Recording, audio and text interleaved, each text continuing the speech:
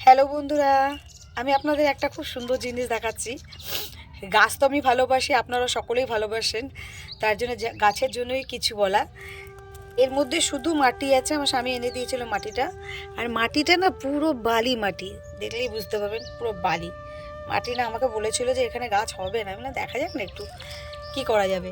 তো আমি 8টার মতন দানা এনেছিলাম, 4টে লাউয়ের লম্বা দানা আর 4টে গোল, আর ভিজিয়ে রেখেছিলাম 2 দিন, তারপর পুঁতেছি। তো 8টার মধ্যে 2খানা গাছ হয়েছে। আর এই জায়গাটাতে 2টো লম্বা সিম, মানে এরকম চওড়া চওড়া লম্বা সিম হয়, ওই সিমের গাছ পুঁতেছি। দেখা যাক ওটা কদিন আগে বেরায়।